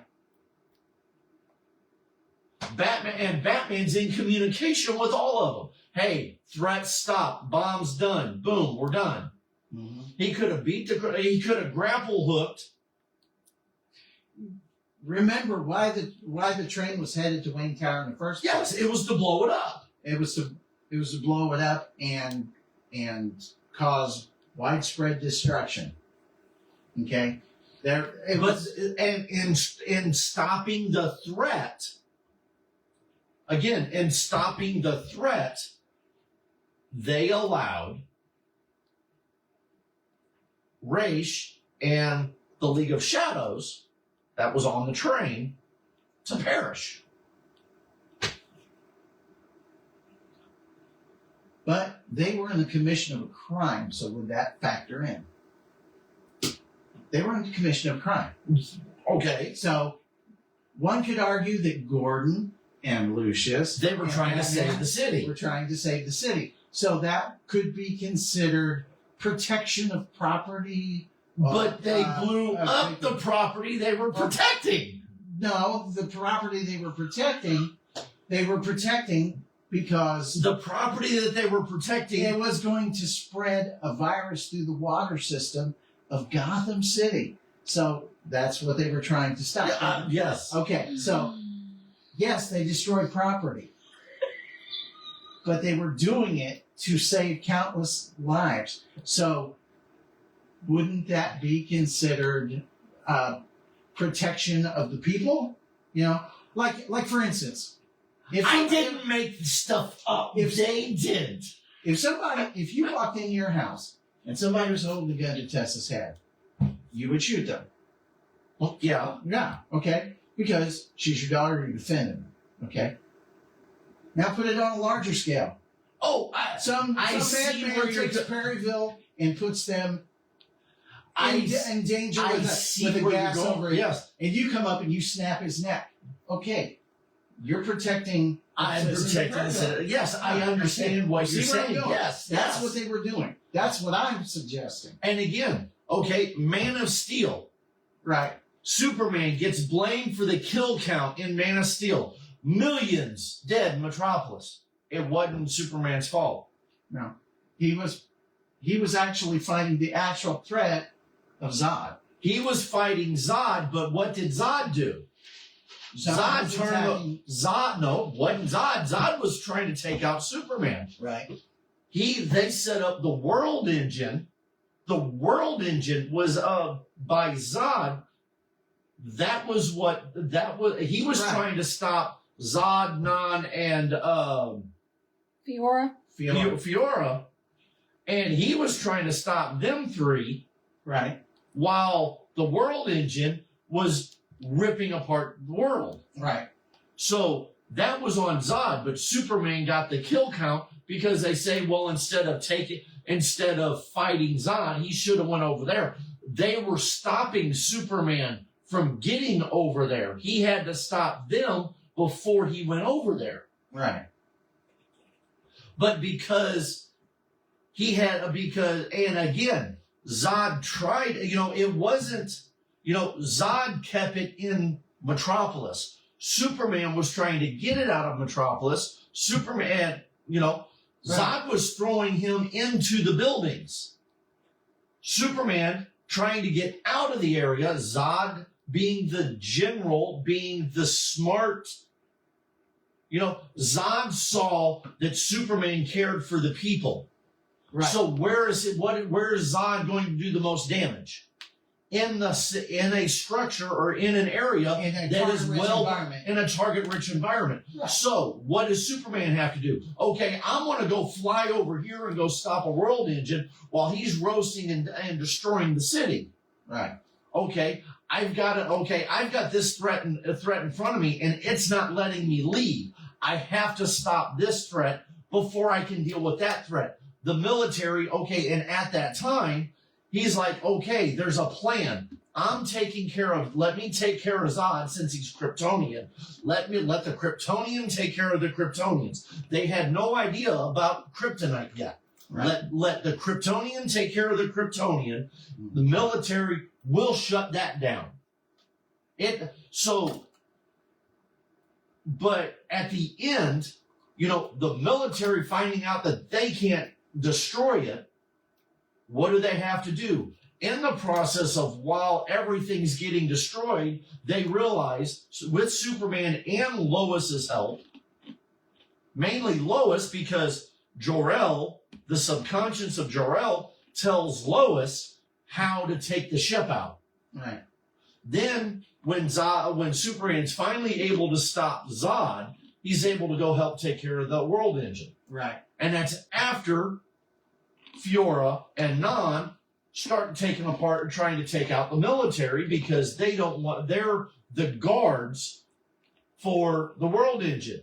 Superman doesn't go to the one in New York to take out. he goes the one into the Indian Ocean because strategically, that is the easier one. Not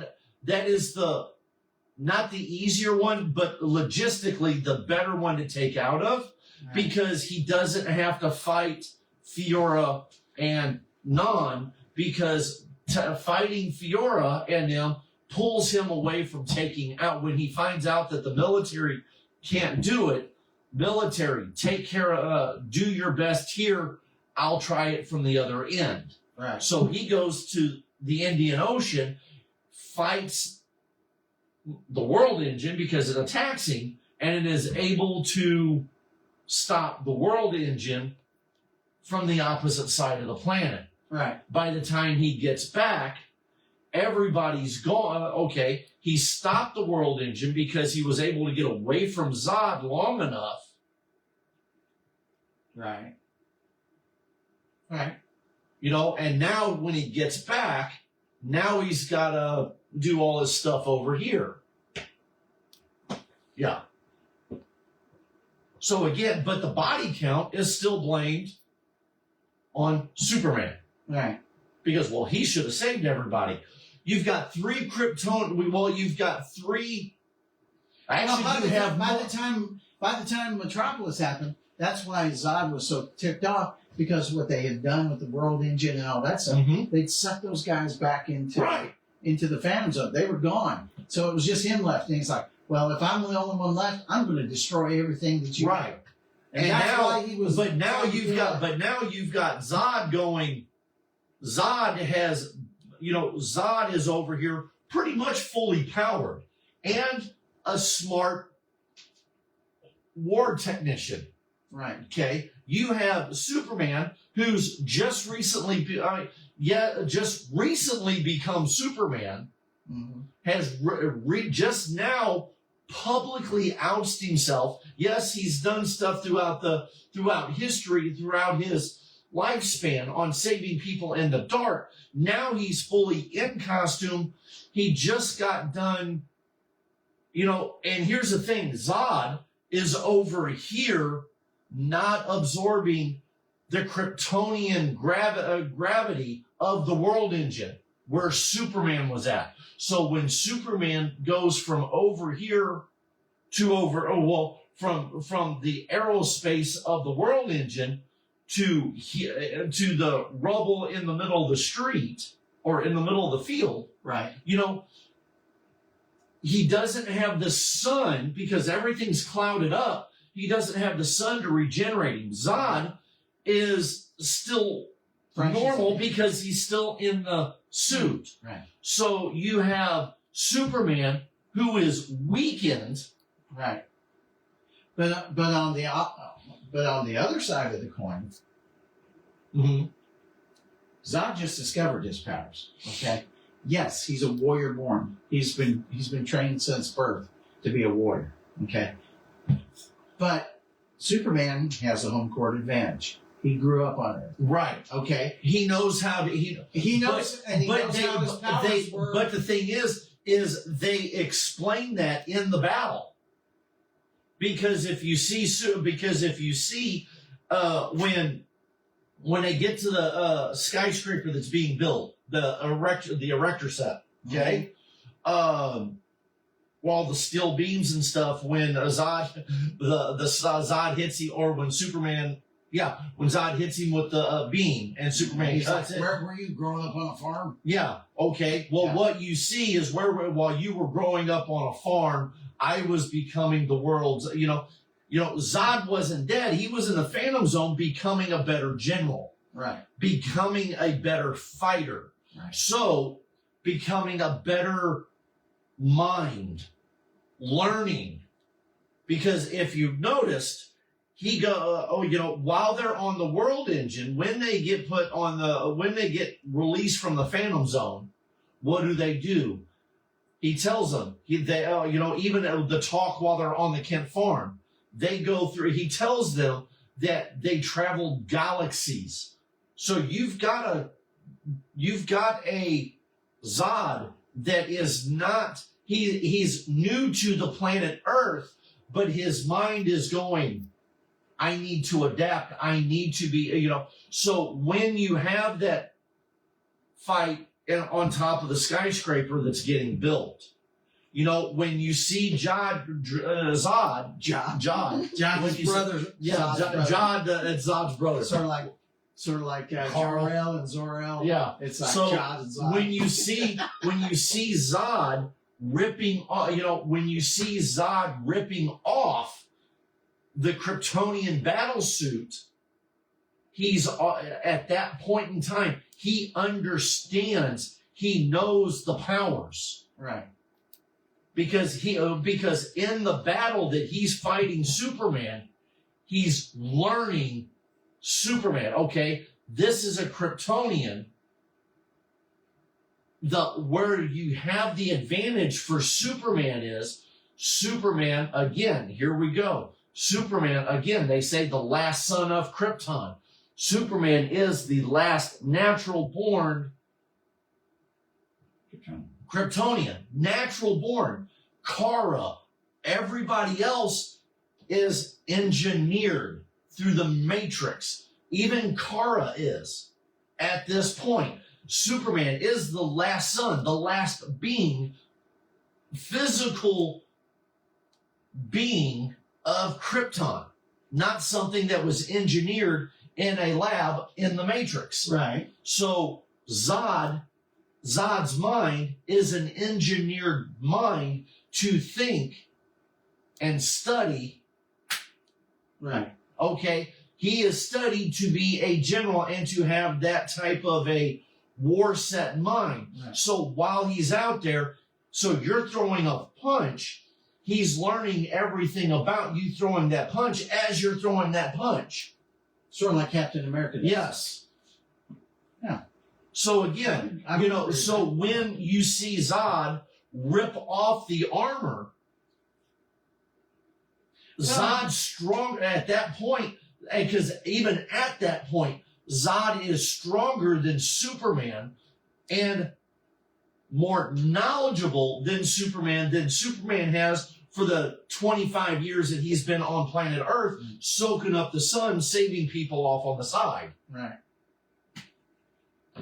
I thought Zod ripped it off because it had been damaged enough, it was starting to spark out. So, well, he was doing, but again, he's doing this when in that battle, he's doing this. And then if you hear, he's talking about how he's adapted because, and so he's literally doing this and adapting and honing his skills to adapt. Now, because then they go to, you got 1,000 thoughts racing through you faster than your mouth can throw them out there. Because then they go to the building that, the Wayne building, where that ends up being the Wayne building in the second movie.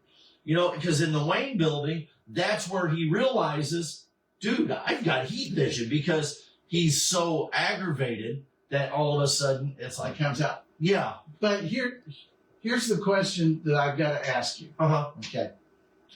They're in the train station, Mm-hmm. and he's like, if you love these people so much, and he starts using his heat vision, so Superman has to snap his neck. If Zod, a warrior trained, who instantly adapts, like everything you said, Right.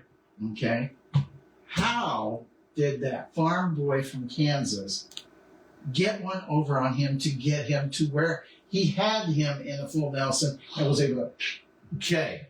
I would go this because of the battle fight, because of the fight. Again, I mean, that's like Chuck Norris coming up against Pee Wee Herman. Okay. Well, no, not necessarily. No, not necessarily, because you got to figure you've got the general that you got a general that is now coming into his powers. Right. Okay, so he knows he's got the strength of Superman, probably even more because he's been alive longer. Okay, and he's a skilled hand-to-hand. Right, he's a skilled hand-to-hand. But you also have this you also have this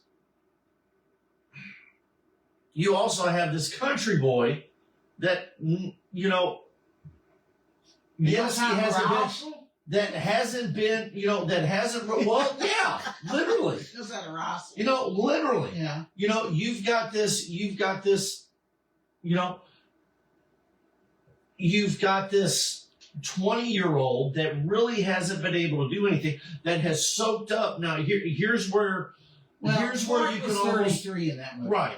So here's where you somewhat get, you know, I would say because of Zod having the Kryptonian armor, and he hadn't spent a lot of time. He only got just what he had on Earth. So not a lot of time in front of soaking up the yellow sun. Okay. Even with Superman being in around the world engine and not being fully,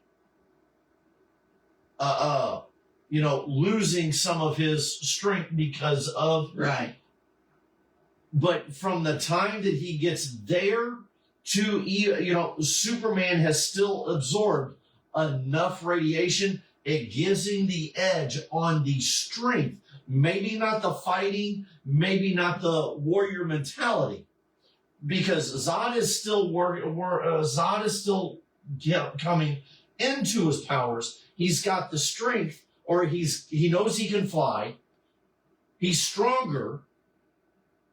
Wow, I've got vision. Or not vision, but the heat vision. But Superman, on the other hand, has soaked up 30 plus years of the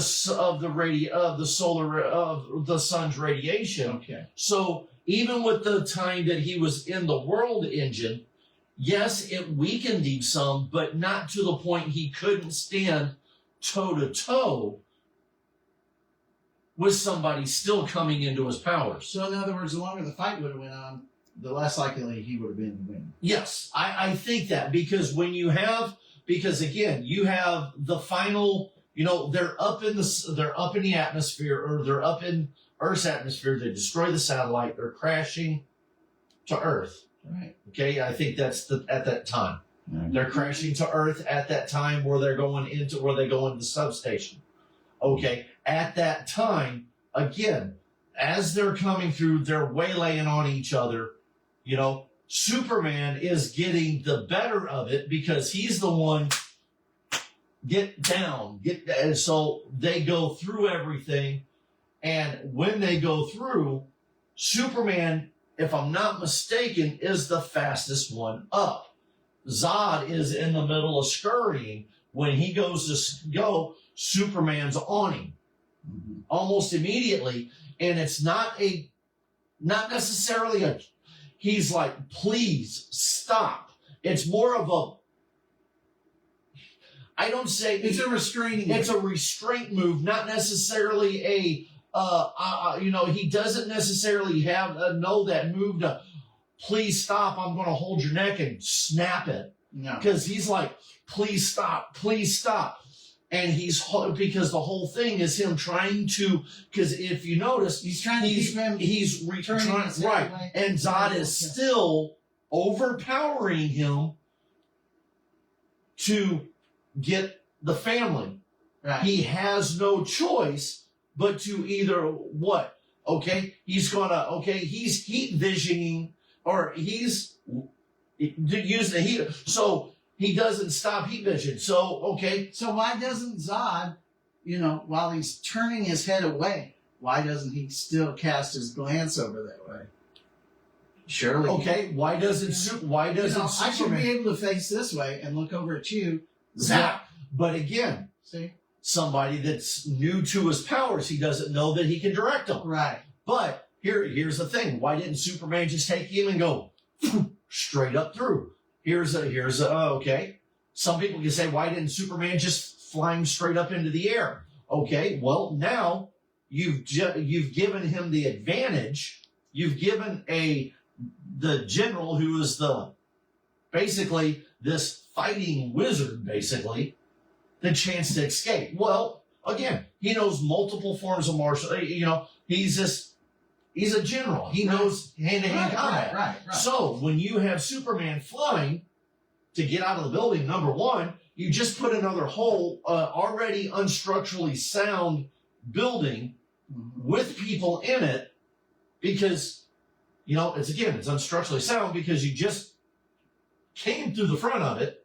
So here Superman and Zod going this way, you possibly collapse the building on whatever survivors. So why couldn't Superman? Now Zod But is... Hold on. Okay. I got where you're going with this. Why flying them up in the air would not work. Okay. On top of that, it gives Zod... What's he going to do? Go, I've got you now. Zod knows he can right. Heat vision. Okay. Why didn't Superman go and freeze his head? Maybe in the Snyder I don't know. But again, I don't know. And then when his head's frozen, bam! His head falls apart. Again, you're still killing him. Right. Here's the thing. Everybody's griping. Stops him. Everybody's griping because he killed him. Right. Okay. Zod now. Superman, on the other hand, when he's got him down on the ground and he's holding him, he's probably, I don't think they showed past the waist, I don't think. No. Okay. So Superman may be doing one of them little, he's got him rolled up into a small package, please don't, or got him like pinned, arms back, whole nine. He's probably got one arm tucked under this leg and the other arm tucked under another leg, and he's holding him, to where he can't fight. You got to figure, he's probably roughhouse with Paul Kent. So, but no, just littering. No wonder Paul Kent died. But, growing up as a kid, who says that Paul Kent didn't, showing him how to throw a left cross or a right cross or, Well, considering the fact he knew that if Clark threw a right cross, he could take somebody's head off. You probably didn't teach him that stuff. At a young age, you never know that because again, he didn't start coming to. But they already kind of addressed that. Remember when the bullies knocked him down and he was holding on to the fence and cut like this? But at that point, he was about what, 10, 15 years old? He was about 10, and so. Dad goes, I know you wanted to do it. He goes, I know you wanted to do it. Which means at that time, I don't doubt you, Paul probably has shown him how to throw a right cross. Right. Because it's like, hey, I know you probably want to punch him. Yeah, I know you probably want to punch him or flick him in the forehead. So again, loopholes like crazy. Again, Batman pulling the clown's drawers, dropping a bomb down in it. Yeah. Why didn't he? Again, world's greatest detective, pull the red wire and shoot his grappling hook at the dude. And not only that, but if you look in the Nolan films of Batman, Batman's supposed to be the world's greatest detective. You know what his detecting was in those 3 movies? Where's Rachel? Where's Harvey Dent? That's his detective work. That's what upsets me. He's not wrong. Well, not to mention the voice is just at first it sounded kind of cool, but then it got worse, and it's just like, guys, we're gonna have to start wrapping this. What time is it? It's 8:47. Holy crap! Almost 9. We got on early to try cutting early, and we still go late. Yeah, all right, guys. Again, check out any of our Heroes for Kids members. Please check out. Jess will be making all the chats for everybody to go to what event or what con. So be on the lookout for those. See everybody. Please have a safe and happy Easter. I want to tell you right now, with everybody that I have seen in the industry or just family, friends, or even in the pop culture industry that has passed this year, just within the last couple months, get a hold of your loved one, hug them, tell them you love them, go out and just do something with them. Because again, life is short. By the way, little news about Chuck Norris. Yes. Turns out he's not dead. He's Okay. in the world's longest nap competition. So, just so you know. Well, no. Well, you know what it was. He told the Grim Reaper it was time for him to retire, and he took over. Yeah. I mean, yeah. He walked up and it's your time to go. Yes, sir. Well, I thought he was going to take over for, St. Peter. Hey, you get out the podium, get from behind that. I'll take the book away. And then anybody that shows up goes, oh crap, he's in charge of the gate. We're screwed, man. Yeah, I'm sorry, Pope, but you're not coming in. Okay, on that note, Saluki Con, the 18th and 19th. Come out, hang out with Heroes for Kids, and hang out the guests at Saluki Con. And let us know Cape your best Anna- Chuck Norris joke. Yeah, Cape Anime Con.